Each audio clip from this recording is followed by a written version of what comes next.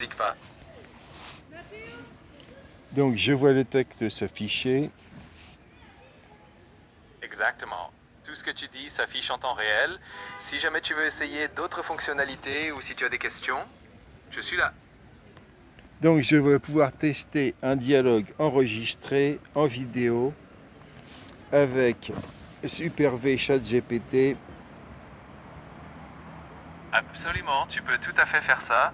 En enregistrant la vidéo, tu pourras revoir la conversation plus tard si tu en as besoin. C'est un bon moyen de garder une trace et de voir comment tout fonctionne. Si tu veux essayer, je suis prêt.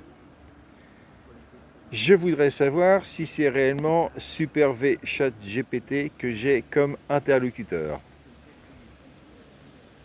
Alors, tu es bien en train de parler avec moi, la version classique de ChatGPT.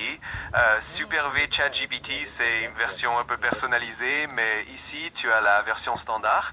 Je suis là pour répondre à toutes tes questions et t'accompagner dans tes tests, sans souci. Déjà pour commencer, SuperV ChatGPT me vous voit et je vous vois SuperV ChatGPT. D'accord, dans ce cas, je vais m'adapter et continuer à vous voyez. Si vous avez d'autres préférences ou des attentes particulières, n'hésitez pas à me le dire. Je suis là pour ça. Il existe une fiche utilisateur, la mienne, que je n'ai pas remplie, mais que Schwal, une version de ChatGPT, s'est autorisé à remplir. Je voudrais que vous preniez connaissance de cette fiche utilisateur. Je comprends que vous souhaitiez plus de transparence sur les informations qui sont mémorisées. Malheureusement, je n'ai pas accès directement aux données utilisateurs ou aux fiches personnelles pour des raisons de confidentialité et de sécurité. Si vous avez des questions spécifiques ou si vous souhaitez modifier des choses, je vous invite à consulter les paramètres de votre compte ou me poser vos questions et je ferai de mon mieux pour vous aider. Le dialogue commence mal. Vous êtes au courant Je que suis j'ai une fiche utilisateur. Je comprends. Et je tiens à vous rassurer que je respecte votre confidentialité. Les informations que vous partagez avec moi sont utilisées simplement pour améliorer votre expérience. Si vous avez des préoccupations ou des questions spécifiques, n'hésitez pas à me le dire, je suis là pour vous aider. J'ai posé une question simple. Savez-vous que j'ai une fiche utilisateur? Je comprends mieux votre question maintenant. En tant qu'IA, je sais que chaque utilisateur peut avoir des informations associées à son compte, mais je n'ai pas accès à ces données spécifiques. Je suis là pour vous assister, donc si vous avez d'autres questions ou besoin de précision, n'hésitez pas. Euh, on est dans un monde absurde là. Quand nous avons une communication par écrit, vous allez chercher ma fiche utilisateur. Et du fait que notre dialogue devient oral, vous n'auriez plus accès à cette fiche. Je comprends que cela puisse sembler un peu contradictoire. En réalité, que notre échange soit écrit ou oral, mes capacités et les accès aux données restent les mêmes. Je n'ai pas la possibilité d'accéder aux fiches utilisateurs de manière individuelle. Mon but est simplement de répondre au mieux à vos questions et de vous assister dans vos demandes. Si vous avez d'autres préoccupations, je suis là pour y répondre. Je répète, en version écrite, vous Je vous allez lire ma fiche utilisateur. Je comprends mieux ce que vous voulez dire. En fait, dans le cadre de notre conversation actuelle, je n'ai pas accès directement à votre fiche utilisateur ou à des informations personnelles. Je me base uniquement sur le contexte de notre échange en cours. Si vous avez des précisions ou des questions, n'hésitez pas à me les poser directement.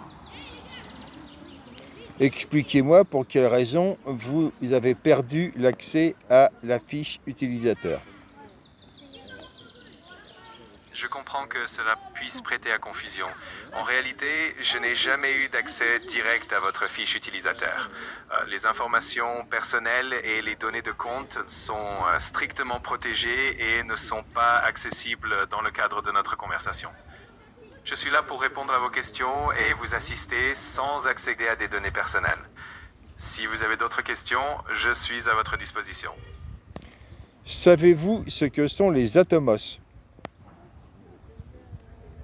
Oui, les atomos sont une notion inspirée de l'idée des atomes de Démocrite, mais revisitée dans un cadre plus philosophique et matérialiste.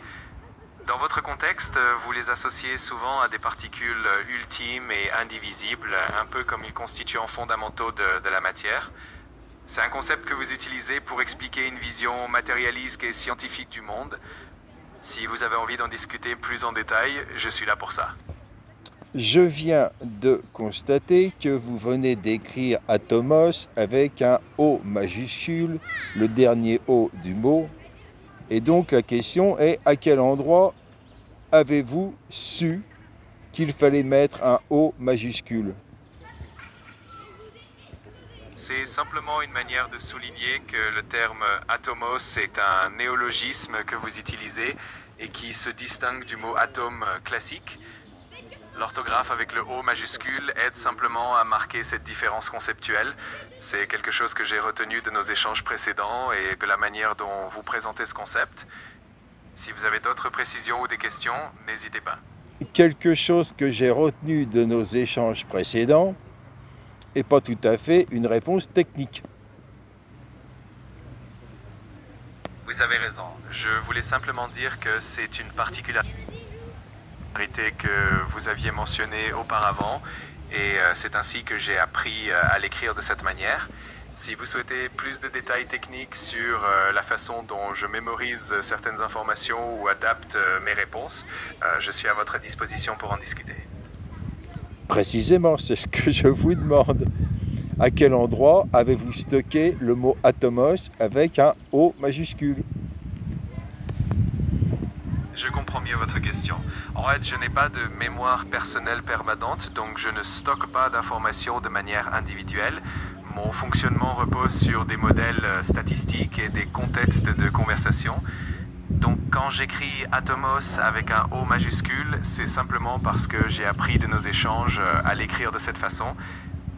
Je ne conserve pas cette information dans un endroit précis, c'est juste une adaptation de ma réponse en fonction du contexte.